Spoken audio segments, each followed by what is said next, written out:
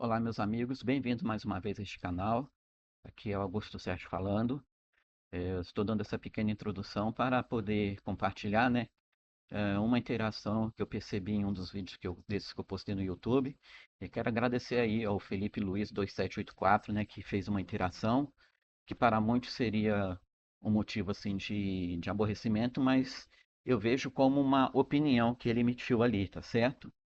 Dizendo que isso é meio loucura, mas as coisas de Deus são assim mesmo, né? A gente sabe pela palavra de Deus que a loucura de Deus é mais sábia do que os homens, né? Que a sabedoria de Deus ela é infinita, né? E o próprio apóstolo Paulo falou sobre a pregação em termos de ser uma loucura também, né?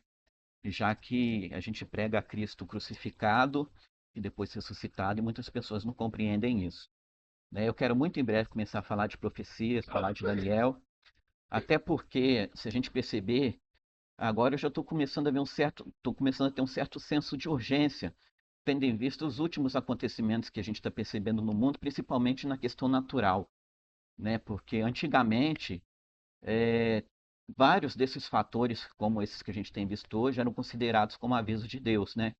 Você vê terremoto na Venezuela, terremoto na Colômbia, terremoto na Indonésia, terremoto na Espanha, tudo assim em pouco espaço de tempo, né? E Jesus ele já nos avisou que, que logo assim, próximo à vinda dele, né, nós veríamos situações como dores de parto, né? E é justamente isso, as dores de parto, pelo que as mulheres descrevem, elas vão se intensificando à medida que o momento do parto vai se aproximando. E assim seriam essas questões, né, climáticas, políticas, econômicas, né, crises que a princípio costumam ser espaçadas, mas que à medida que for chegando este momento em que ele vai voltar, essas crises vão se intensificando e se aproximando mais umas das outras, tá certo? Então, já está ficando urgente, eu quero logo fazer isso. Como essa não é a minha atividade principal, meu objetivo não é viralizar, não é ficar famoso, é simplesmente compartilhar um pouco desse conhecimento que eu tenho. Então, eu não vou mais começar, eu não vou mais divulgar o link desses vídeos, tá certo? Porque assim, se a pessoa não assistir, é porque eu vou entender que a pessoa não tem interesse. Não é meu objetivo também obrigar ninguém a assistir. Então eu peço que se vocês quiserem continuar recebendo esses vídeos aí, esses links, que você possa se inscrever então ali no canal, apertar o sininho das notificações e esteja à vontade para fazer qualquer tipo de comentário, inclusive as críticas e as oposições que vocês tiverem, tá certo? Então vamos lá, vamos ao vídeo e espero que vocês possam compartilhar desse entusiasmo que eu estou tendo em divulgar essas coisas. A outra coisa também, né, como eu já falei antes, esse fundo aqui atrás, isso aqui é falso, tá? Então de vez em quando vocês vão ver algumas partes minhas sumirem aí, mas isso é uma questão do filtro do equipamento que eu estou usando, porque ainda é bem simples, eu não tenho vinheta, vocês vão observar que não tem vinheta nenhuma de início, vinheta de fim, tá certo? Com o tempo, quem sabe, né? A gente vai aos poucos criando algumas coisas aí para tornar esses vídeos mais atrativos, tá certo? Então, vamos lá. General! General! Na escuta? Nossa linha de defesa foi rompida! Perdemos contato com a estação Sigma! Eu repito, perdemos contato! Existe uma cena interessante no filme Star Wars, episódio 1, A Ameaça Fantasma. Durante uma comunicação por holograma, o sinal começa a desaparecer. A transmissão falha. Um dos personagens faz uma observação simples. Falha nas comunicações só pode significar uma coisa: invasão. Independentemente do filme, essa frase desperta uma reflexão interessante. Qualquer comandante militar sabe que antes de vencer uma guerra, é preciso interromper as comunicações do inimigo. Enquanto um exército consegue transmitir informações, ele permanece organizado. Mas quando deixa de se comunicar, torna-se vulnerável. Hoje, eu quero te convidar a refletir sobre essa ideia. Será que ela pode nos ensinar alguma coisa sobre nossa própria vida? Vivemos em uma época extraordinária. Nunca houve tanta variedade de alimentos. Podemos comprar praticamente qualquer coisa em qualquer época do ano, a qualquer hora. Mas há uma pergunta que raramente fazemos: o que realmente estamos comendo? Observe esse rótulo. Não tenha pressa, leia, olha só comigo. Água, açúcar, xarope de glicose, gordura vegetal, estabilizantes, emulsificantes, aromatizantes, corantes, conservantes. Agora este. Água carbonada, açúcar, corante caramelo 4, ácido fosfórico, cafeína, aromatizantes. Mais um. Farinha de trigo, gordura vegetal, cacau, emulsificantes, corantes, muitas vezes o INS 120 ou carmim de cochonilha, que dá uma cor avermelhada ao produto final, aromatizantes, conservantes. Agora veja mais este: leite, preparado de fruta, açúcar. Aqui começa, ó, espessantes, estabilizantes, fermentos, corantes, às vezes o INS 120, mais uma vez o carmim de cochonilha, dependendo do sabor, né, do produto, aromatizantes. Estes produtos fazem parte da nossa rotina, né? Na verdade, na rotina de milhões de pessoas.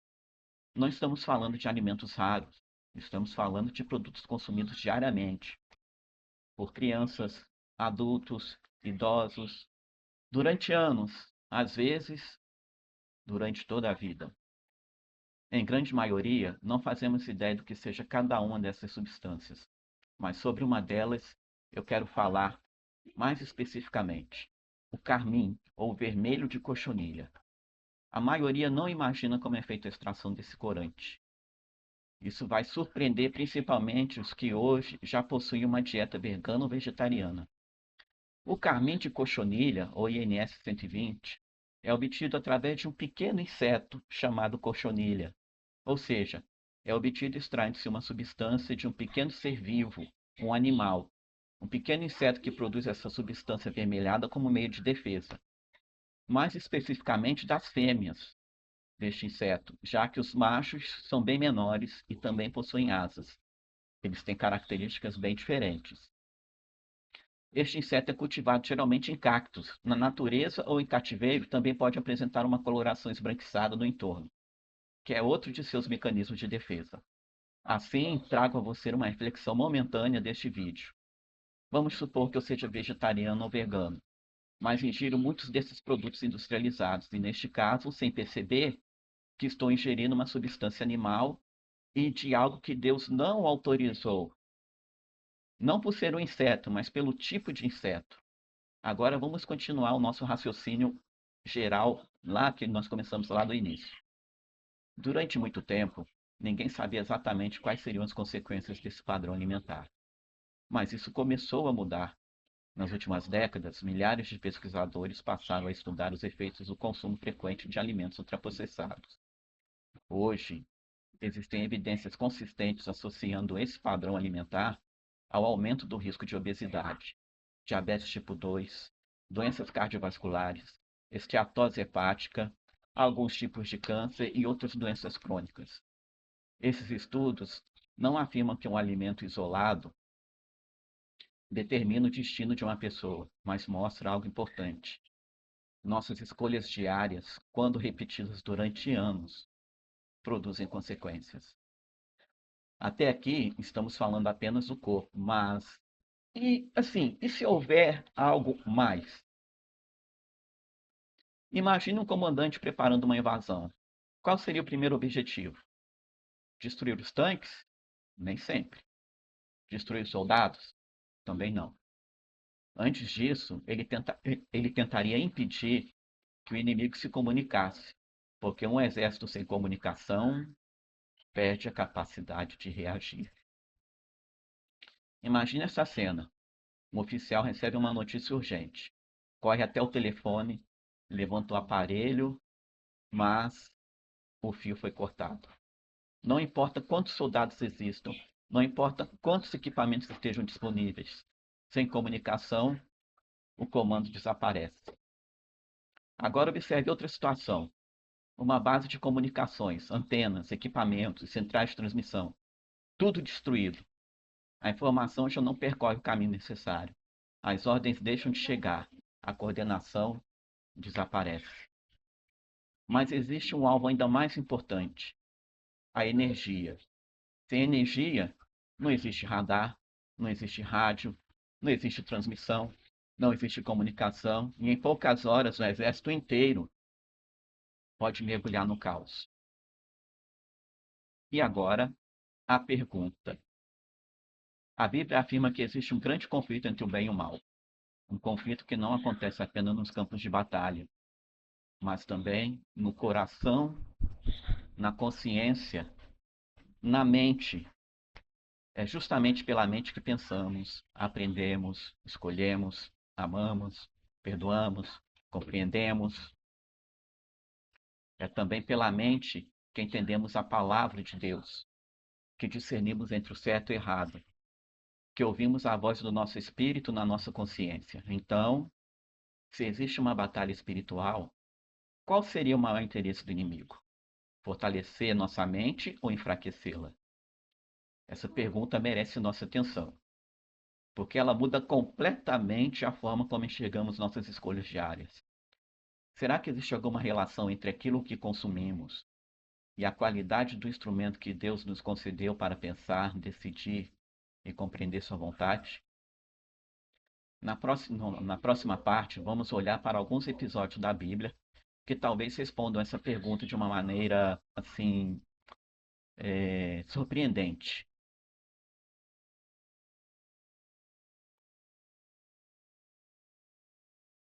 Durante séculos, quando se falava em guerra, pensava-se em espadas, canhões, tanques, aviões.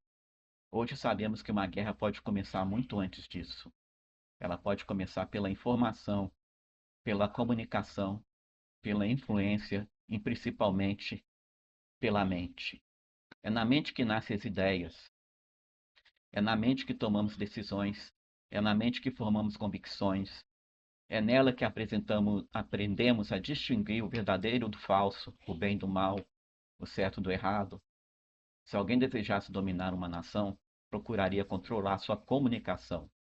Mas se desejasse dominar uma pessoa, qual seria o caminho? A resposta parece evidente: a mente. Foi com a mente que você aprendeu suas primeiras palavras.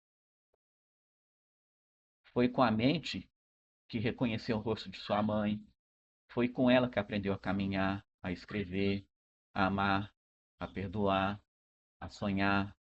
E também com ela lemos a Bíblia. É com ela que compreendemos uma oração, que percebemos quando erramos, que sentimos o desejo de recomeçar. Tudo passa pela mente. Ela é o instrumento através do qual experimentamos a vida. Então surge outra pergunta. Se dedicamos tanto cuidado aos nossos automóveis, à nossa casa, ao nosso trabalho, quanto cuidado dedicamos ao principal instrumento que Deus nos concedeu? Hum? Vamos voltar aos alimentos. Refrigerantes, sorvetes, biscoitos recheados, produtos ultraprocessados, hambúrgueres, etc.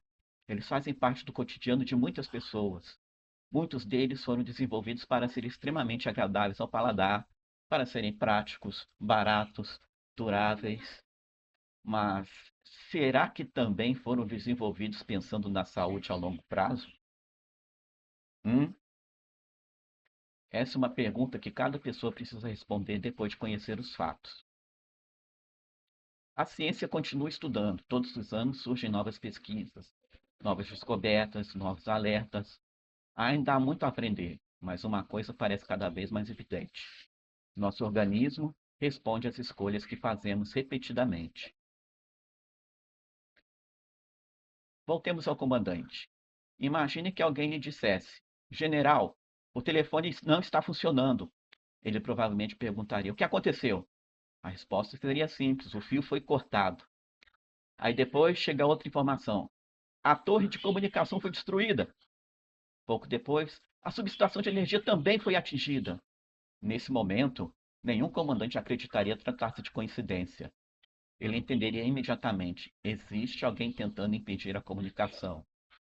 E se, apenas por hipótese, existisse um conflito espiritual tão real quanto qualquer guerra travada entre nações.